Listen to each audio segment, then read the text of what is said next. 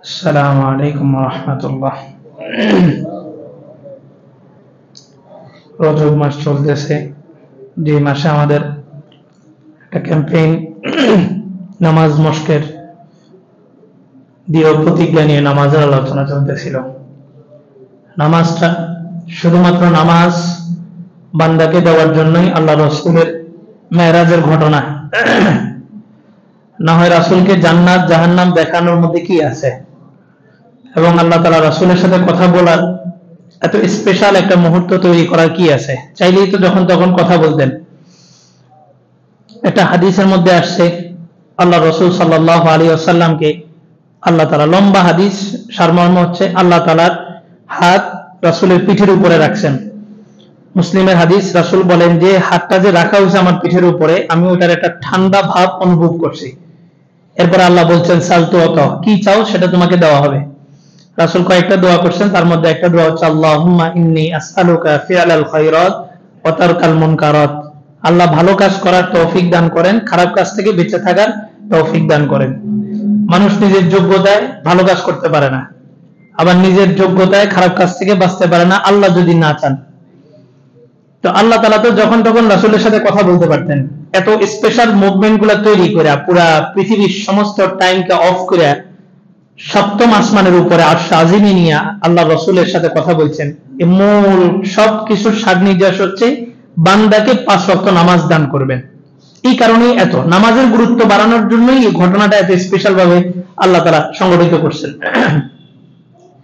আর নামাজের প্রতিটা ধাপে ধাপে দেখবেন যে নামাজ যে পড়তেছি, হাত উঠাইতেছি, রুকুতে যাচ্ছি, সেজদা করতেছি, বসতেছি, ডাক্তারিক সায়েন্টিফিকেটের দিক থেকে এখন সায়েন্সও এটা স্বীকার করে যে নামাজের দাঁড়ানো থেকে নিয়ে সিজদা পর্যন্ত প্রতিটা স্টেপ আপনার জন্য শারীরিক একটা ব্যায়াম। প্রতিটা স্টেপ, আমাদের পিঠের যে মেরুদণ্ডটা আছে, এটার দুই সাইডে কিছু রগ আছে, রক্ত চলাচল, এবং রক্তের কিছু কণিকা আছে যেটা এই হাড্ডিগুলার মাঝখান দিয়ে আসা যাওয়া করলে আপনার মেরুদণ্ড মজবুত হয়। জাপানের এক ডাক্তার এটা এই ইয়াটা আবিষ্কার করছে যে হাড্ডিটা তো এভাবে ভাঁজ করা, এটাকে লম্বা করা যায় কিভাবে। আপনারা দেখবেন বেসিনের নিচে হাত দিয়ে, বেসিনের নিচে একটা পাইপ থাকে স্প্রিং মতো, এটা টান দিলে লম্বা হয়, আবার ছেড়ে দিলে ছোট হয়ে যায় স্প্রিং এর মতো। তো পিঠের মেরুদণ্ডের হাতটা এমন। তো উনি একটা ব্যায়াম সর্বশেষ মানে যেই জায়গায় এসে স্থির হয়েছেন ওটা হচ্ছে নামাজের সেজদার একটা চিত্র। সেজদায় গেলে মানুষের এই মেরুদণ্ডের হাতটা একটু লম্বা হয়, একটু প্রশস্ত হয়, মাঝখানে রক্তগুলা আসা যাওয়া করে। আবার যখন সেজদা থেকে বসে এটাই হয়। তো উনি যে সংখ্যাটা নির্ধারণ করছেন যে দৈনিক কতবার করলে এটা শরীরের একটা যে হক, ব্যায়ামের যেটা হক এটা আদায় হয়, ওনার ওই সংখ্যা মিলায় দেখা গেল আমাদের দৈনিক 5 ওয়াক্ত নামাজের যে প্রতি রাকাতে 2টা করে সেজদা দেওয়া হয়, ওই সেজদার সংখ্যা যত, ওই বিজ্ঞানী ডাক্তারি সায়েন্সের সংখ্যাটাও তত। এটাই হচ্ছে নামাজ, শুরু থেকে শেষ সবকিছু আমাকে কেন্দ্র করে, আমাকে দিয়া। রুকুতে যে আল্লাহ বলতেছেন তুমি সুবহান রাব্বিয়াল আযীম বলো, কি আমি সুবহান রাব্বিয়াল আযীম বলার জন্য আল্লাহ ঠেকা? আমি সুবহান রাব্বিয়াল আযীম সবচেয়ে বড় আল্লাহ ওনার পবিত্রতা ঘোষণা করতেছি। আমি ঘোষণা করার কারণে আল্লাহ পবিত্র না, ঘোষণা করা ছাড়াই আল্লাহ পবিত্র। তারপর আমাকে কেন বলছেন তুমি বলো? আমাকে বলছেন এজন্যই সাব্বাহতানি সাব্বাহতুক, তুমি আমাকে পবিত্র ঘোষণা করলেও আমি পবিত্র, না করলেও আমি পবিত্র। কিন্তু আমার পবিত্রতা ঘোষণা দেওয়ার কারণে আমি তোমার জীবনের সব গুনাহ মাফ করে তোমাকেও পবিত্র করে দিলাম। সেজদায় গেলাম, একদম মাথার সবচেয়ে ঝুঁকানোর সর্বশেষ স্তর সেজদা, সেখানে যে আমি কি বলতেছি সুবহান রাব্বিয়াল আ'লা, সর্বোচ্চ মহান রবের পবিত্রতা বর্ণনা করতেছি।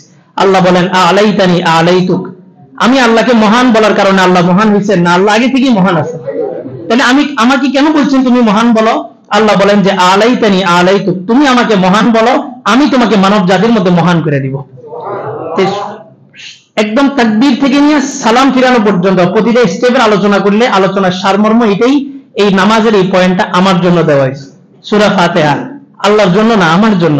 আল্লাহ বলতেছেন ইহদিনাস সিরাতাল মুস্তাকিম, বান্দা ইয়াকা না'বুদু ওয়া ইয়াকা নাস্তাইন, বলো আল্লাহ আপনারই ইবাদত করি, আপনার কাছে সাহায্য চাই।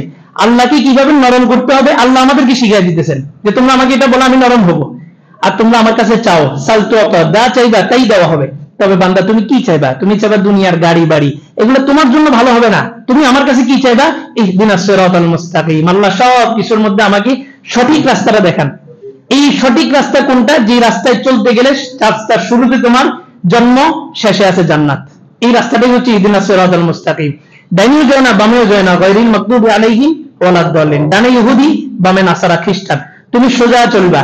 এই ইহদিনাস সিরাতাল মুস্তাকিম মানে দ্বীনের পথেরা। সর্ব সেক্টরে আপনি রিজিকের সন্ধান করতে যাবেন, সেখানে ইহদিনাস সিরাতাল মুস্তাকিম মানে হচ্ছে আল্লাহ আমাকে হারামের মিশ্রণ না দিয়ে হালাল রিজিকের ব্যবস্থা করেন। পারিবারিক বিবাহ বন্ধনে আবদ্ধ হবেন, ইহদিনাস সিরাতাল মুস্তাকিমের মানে হলো আল্লাহ আমাকে সমস্ত পেরেশানি থেকে একটা সুন্দর জীবন যাপন করার একটা মাধ্যমের ব্যবস্থা করেন। এই ইহদিনাস সিরাতাল মুস্তাকিম কার জন্য? আল্লাহর জন্য না আমার জন্য? নামাজের শুরু থেকে শেষ পর্যন্ত পুরাটাই আমাকে কেন্দ্র করে, আমার জন্য। এই জন্য রজব মাস এটা শেষ হওয়ার আগেই সবাই দৃঢ় প্রতিজ্ঞাবদ্ধ হতে হবে যে এই মাসেই নামাজটা নামাজের মতো করে শিখবো এবং বাকি জীবন, সারা জীবন মরণ পর্যন্ত আর কোনোদিন নামাজ কাজা করবো না। পার্বতী ইনশাআল্লাহ। আল্লাহ তাআলা সবাইকে কবুল করুন। দাঁড়িয়ে কাটার সাজা করি।